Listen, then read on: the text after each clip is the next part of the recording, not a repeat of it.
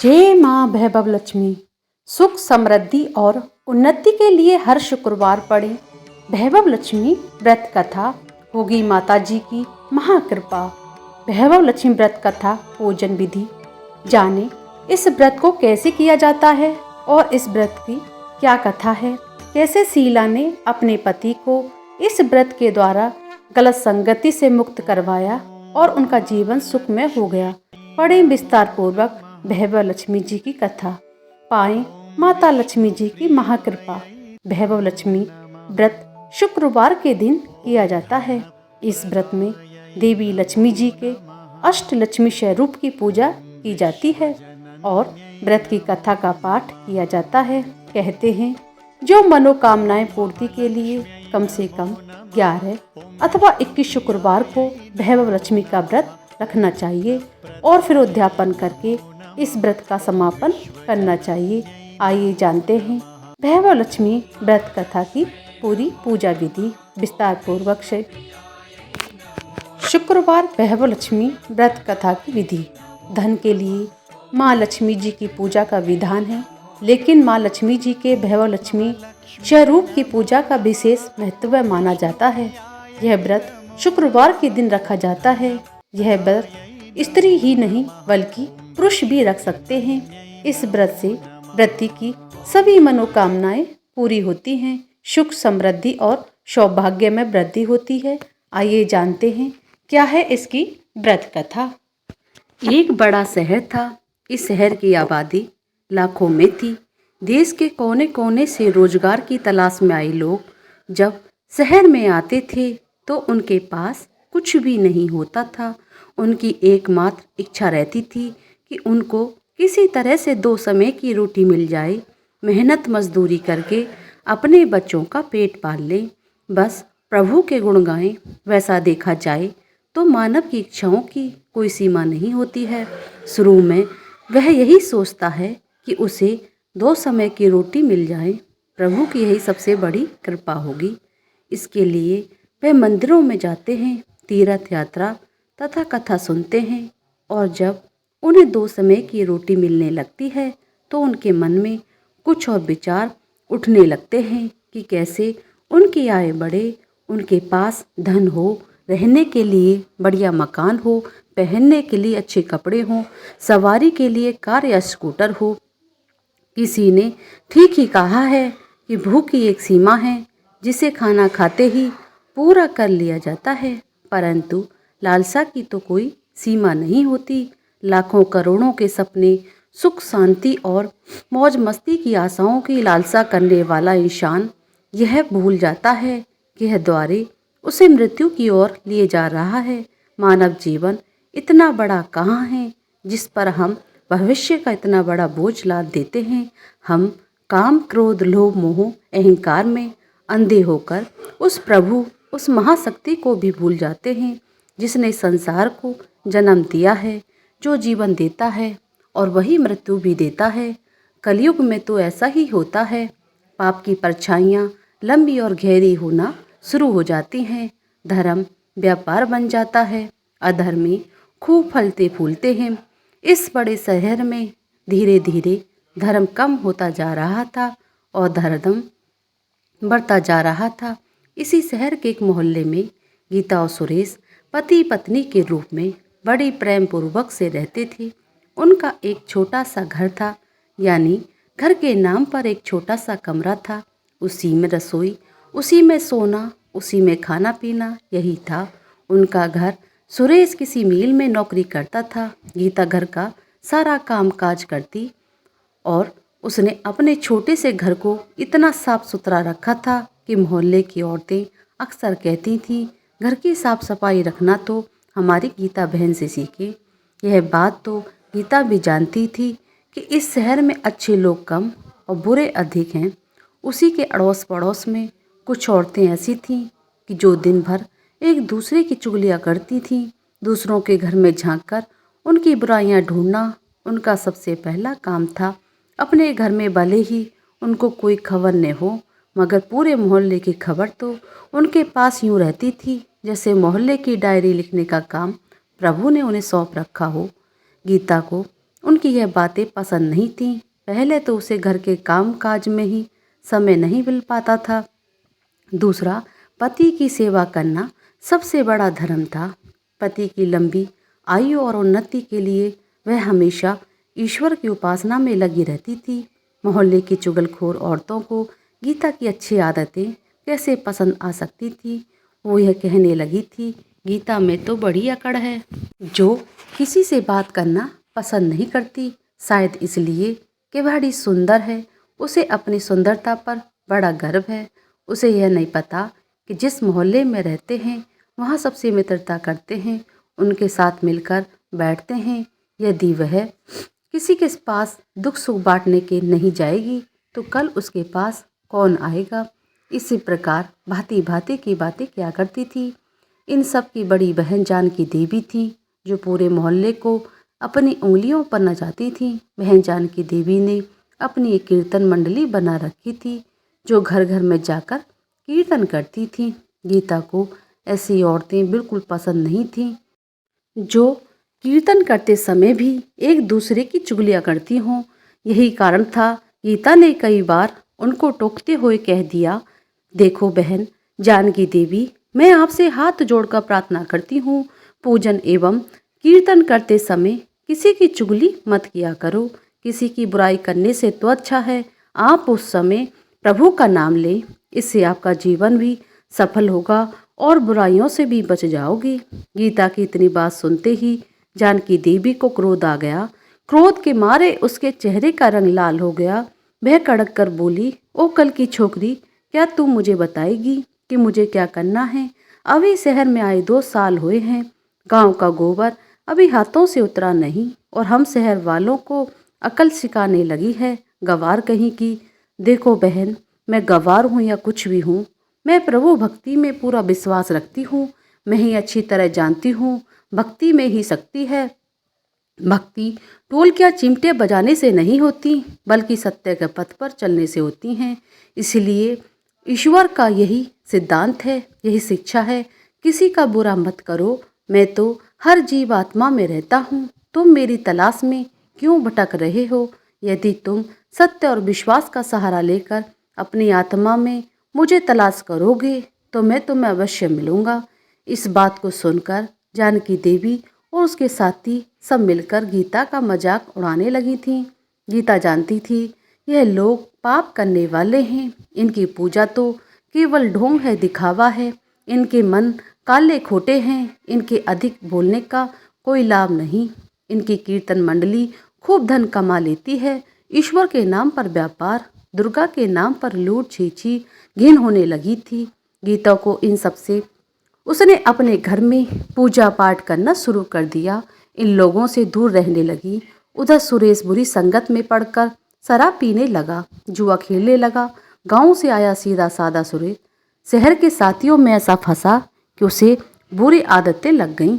शुरू में उसने अपने आप को बहुत बचाने का प्रयास किया, लेकिन जब तक चारों ओर से आग लगी हो तो वह कब तक बच सकता था। एक मजदूर का वेतन ही कितना होता है?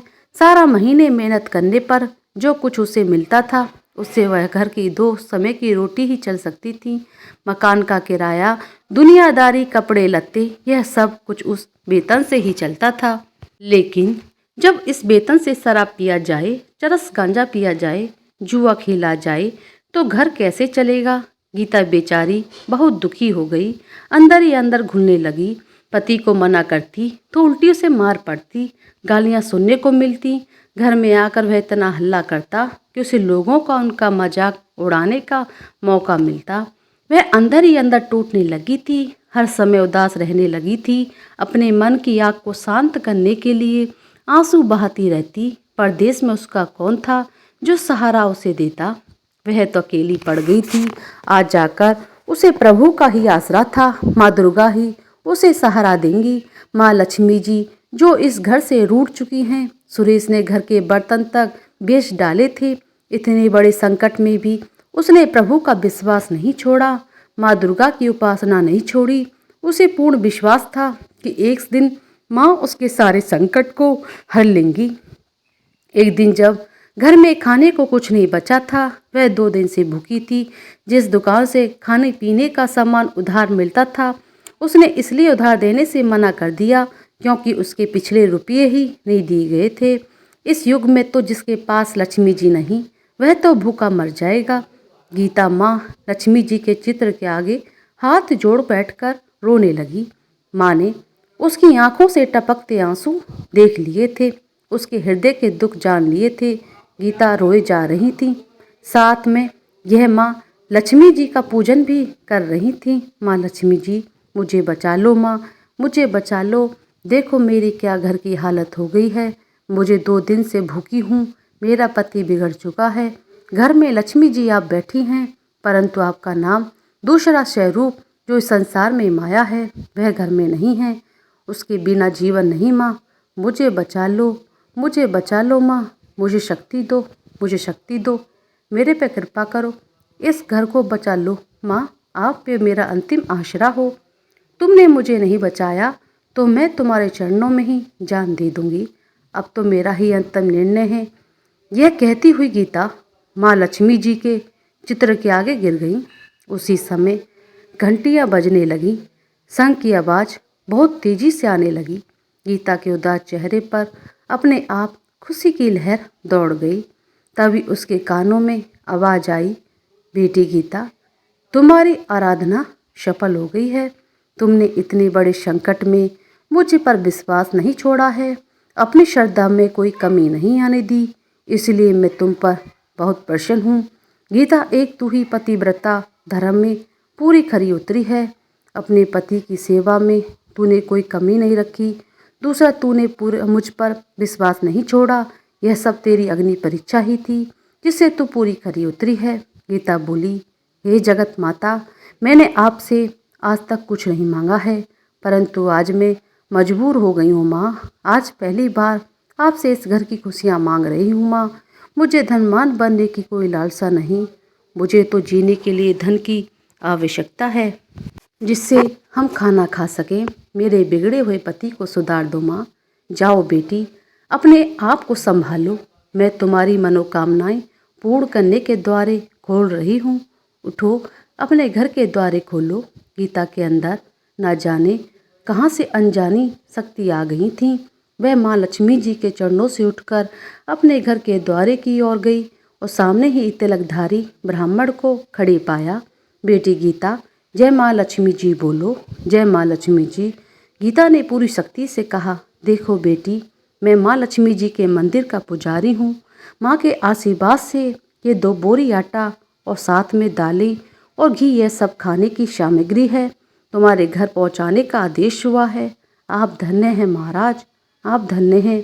माँ लक्ष्मी जी, पुजारी होने के नाते मैं आपके चरण छूती हूँ महाराज, और आपसे प्रार्थना करती हूँ कि मुझ पर संकट से निकालने का कोई उपाय बताओ। देखो बेटी, इस माया रूपी संसार में सुख प्राप्त करने के लिए अपने मन को शुद्ध और आत्मा को पवित्र रखना पड़ता है। माया लक्ष्मी जी की तिजोरियों में बंद रखने वाले पापी होते हैं। यदि तुम अपने मन को शांति और घर गृहस्थी चलाने के लिए लक्ष्मी जी को प्राप्त करना चाहती हो तो वैभव लक्ष्मी का व्रत रखो। इस व्रत के करने से आपकी हर मनोकामनाएं पूरी हो जाएंगी, तुम्हारे सारे संकट दूर हो जाएंगे। लेकिन पुजारी जी, मुझे इस व्रत की विधि तो बता दो। मैं माँ की उपासना बचपन से ही कर रही हूँ, किंतु व्रत की विधि मुझे नहीं पता। देखो बेटी, लक्ष्मी जी का व्रत बहुत सरल है। इसे माँ वैभव लक्ष्मी व्रत कहा जाता है।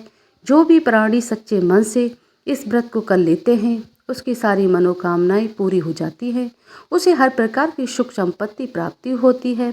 इस व्रत को करने से, विधि पूर्वक करने से ही इसका फल मिलता है। जो लोग इस व्रत को विधि पूर्वक नहीं करते, उन्हें कोई फल नहीं मिल पाता, बल्कि वे अपने मन की शांति को खो बैठते हैं। कई पाखंडी और धोखेबाज यह कहते फिरते हैं कि सोने के गहने, हल्दी कुमकुम से पूजा करो, बस व्रत हो गया, परंतु ऐसा नहीं है बेटी। कोई व्रत जब तक अपनी विधि अनुसार नहीं किया जाए, उसका कोई फल सुन नहीं मिलेगा। यह सब कुछ अपने आप पर निर्भर करता है बेटी। वैसे घर में यदि सोना है तो व्रत रखकर उसकी उपासना जरूर करें। माँ लक्ष्मी जी का व्रत शुक्रवार को रखना चाहिए। सुबह उठकर नहा धोकर साफ सुथरे कपड़े पहने दिन भर माँ लक्ष्मी जी का पूजन करें। हर समय मुंह से यही शब्द निकले, जय माँ लक्ष्मी जी। शाम के समय पूर्व दिशा की ओर मुंह करके आसन पर बैठ जाएं। माँ लक्ष्मी जी की मूर्ति का चित्र किसी ऊंचे स्थान पर रख उसके आगे चावलों की ढेरी लगाएं। एक खुली प्लेट में सोने का जेवर रखें। यदि सोने का जेवर न हो तो चांदी का जेवर रखें। माँ लक्ष्मी जी के चरणों में गुलाब के शुभ फूल अर्पण करके धूप के साथ साथ देसी घी की ज्योति जलाएं। वैसे तो माँ लक्ष्मी जी के अनेक रूप हैं, परंतु इस सब की नींव श्री यंत्र है। जो माँ के भक्त श्री यंत्र के दर्शन कर लेते हैं, समझ लो उन्होंने माँ के हर रूप के दर्शन कर लिए। इसलिए माँ के पूजन के समय श्री यंत्र को न भूलें। सबसे पहले प्लेट में रखे जेवर को हल्दी का टीका लगाकर 5 बार बोलें, जय माँ भैभव लक्ष्मी, जय माँ भैभव लक्ष्मी, हमारी खाली झोली भर दो माँ, हमारी खाली झोली भर दो। इसके पश्चात घी, आटे और चीनी को भूनकर बनाया गया प्रसाद अर्थात पंजीरी, जिसमें केले के टुकड़े काटे हों, माँ का भोग लगाएं। माँ लक्ष्मी जी की आरती करके उस प्रसाद को लोगों में बांट दें। बांटते समय भी आपकी जुबान पर माता लक्ष्मी जी की जय जयकार जरूर होनी चाहिए। यह व्रत निरंतर 21 या 51 रखे जा सकते हैं। सूर्यास्त होने के पश्चात माँ की उपासना करके जब प्रसाद बांट लें तो आप भी भोजन ग्रहण कर सकते हैं। माँ के आगे पड़े चावलों को पक्षियों में डाल दें। व्रत रखने वाले हर भक्त के लिए यह जरूरी है कि वह श्री भैभव लक्ष्मी व्रत कथा का पाठ करें और लोगों को भी सुनाएं। इस और अधिक पुण्य मिलता है। यह सारे व्रत का जब विधि पूर्वक पूरे हो जाए, इसके फलस्वरूप प्राणी की हर इच्छा पूरी हो जाती है। धन तो आता ही है, परंतु जिनके घर में संतान न हो उनके लिए व्रत वरदान से कम नहीं। जब व्रत संपूर्ण हो रहे हों अर्थात 21वां या 51वां व्रत जब रखें तो उस दिन 7 छोटी कन्याओं को घर पर बुलाकर उन्हें उनका मनपसंद भोजन खिलाएं। फिर कन्याओं को श्रद्धा अनुसार रुपया हो सके तो चांदी या गिलट का सिक्का दक्षिणा में दें। उसी दिन माँ लक्ष्मी जी की श्री भैभव लक्ष्मी व्रत कथा की 151 प्रतियाँ माँ के भक्तों में अपने हाथों से बांट दें। यदि इतनी प्रतियाओं की शक्ति न हो तो 11 अवश्य बांटनी चाहिए।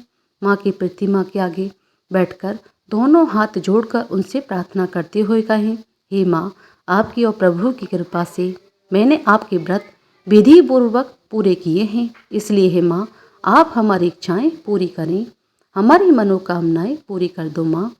हमें सदा सुख रखना, हमारे परिवार को सुखी देना माँ। बस बेटी, यही हर प्राणी के लिए कल्याण का मार्ग है। तुम भी श्री भैभव लक्ष्मी व्रत करो, तुम्हारा पति एकदम से ठीक हो जाएगा, तुम्हें भी धन मिलेगा बेटी, तुम सदा कष्ट मुक्त रहोगी। यह कहते हुए पुजारी जी चले गए। गीता ने आटे की बोरियां पड़ोसन की सहायता से अंदर रखवा दी, दालों को भी अंदर रखवा दिया।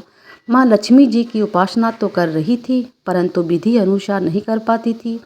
आज माँ लक्ष्मी जी ने उसकी हालत देखकर जो उसकी सहायता की है, उसे यह कैसे भूल सकेगी। सहसा उसे ध्यान आया, कल ही शुक्रवार है, मैं कल से ही माँ लक्ष्मी जी के 21 व्रत शुरू कर दूंगी। दूसरे ही दिन गीता ने शुक्रवार का व्रत कथा शुरू कर दी और साथ ही साथ माँ लक्ष्मी जी का व्रत रखा। सारा दिन माँ की आरती करती रही। फिर उसने रात्रि के समय श्री भैभव लक्ष्मी व्रत कथा का पाठ करके घर आए पति के चरण छूकर उसे प्रसाद खिलाया। उसके पति ने उसे प्यार से सीने से लगाकर कहा, मेरी गीता, तुम तो सचमुच देवी लग रही हो। मैं ही पापी था जो आज तक देवता ने बनकर राक्षस बना रहा, लेकिन आज मेरी आंखें खुल गई हैं बेटी। अब मुझे अपने भूल का एहसास हो गया है और मैं आज माँ लक्ष्मी जी के चरणों में बैठकर यह प्रतिज्ञा करता हूँ कि मैं कभी शराब नहीं पीऊँगा, न कभी जुआ खेलूँगा, ना ही गंदे बुरे लोगों में की संगत में बैठूँगा। मैं तुम्हें कभी दुख नहीं दूंगा। मेरे देवता, मेरे प्राणनाथ, माँ लक्ष्मी जी की कृपा से आप सुधर गए तो मुझे संसार के खजाने मिल गए। आज मैं कितनी खुश हूँ। माँ ने मेरा उजड़ा घर बसा दिया है, मेरा सुहाग मुझे मिल गया। अब मैं 21 व्रत पूर्ण करके श्री भैभव लक्ष्मी व्रत कथा की 51 प्रतियाँ लक्ष्मी भक्तों को बांटूंगी ताकि उनका मेरे ही भांति कल्याण हो जाए। सुरेश ने अपनी पति का हाथ पकड़कर उसे चूमते हुए कहा, देखो गीता, जिस माँ लक्ष्मी जी ने मुझे पाप के संसार से निकाल दिया है, मैं भी उनके 21 व्रत रखूंगा, सदा घर में उसकी पूजा करता रहूंगा। गीता ने अपने पति के चरणों में अपना सिर रखते हुए कहा, मेरे देवता, आज मैं बहुत प्रसन्न हूँ, बहुत ही प्रसन्न हूँ। माँ लक्ष्मी जी की कृपा से मुझे आज नया जीवन मिला है।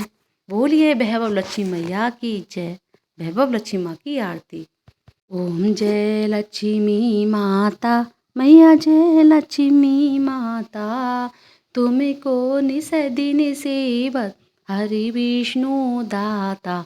ओम जय लक्ष्मी माता, उमा रमा ब्रह्माणी तुम ही जग माता, सूर्य चंद्रमा ध्यावत नारद ऋषि गाता। ओम जय लक्ष्मी माता, दुर्गा रूप निरंजन सुख संपत्ति दाता, जो कोई तुमको ध्यावत रिद्धि सिद्धि पाता। ओम जय लक्ष्मी माता, तू ही पाताल निवासिनी तुम ही सुखदाता, कर्म प्रभाव प्रकाशिनी भवनिधि की त्राता। ओम जय लक्ष्मी माता, जिस घर में तुम रहती ताहि में गुण आता, सब संभव हो जाता मन नहीं घबराता। ओम जय लक्ष्मी माता, तुम बिन याज्ञ न होवे, वस्त्र न कोई पाता, खाने पाने का भैभव सब तुमसे आता। ओम जय लक्ष्मी माता, सुबह गुण सुंदर मंदिर क्षीरो निधि जाता, रतन चतुर्दश तुम बिन कोई नहीं पाता। ओम जय लक्ष्मी माता, यह आरती लक्ष्मी जी की जो कोई नर गाता, उर आनंद समाता पापी उतर जाता। ओम जय लक्ष्मी माता, जहाँ चरण तब पहुँचे घर सुवि हो जाता, कुंज बिहारी माता की शुभ दृष्टि चाहता। ओम जय लक्ष्मी माता।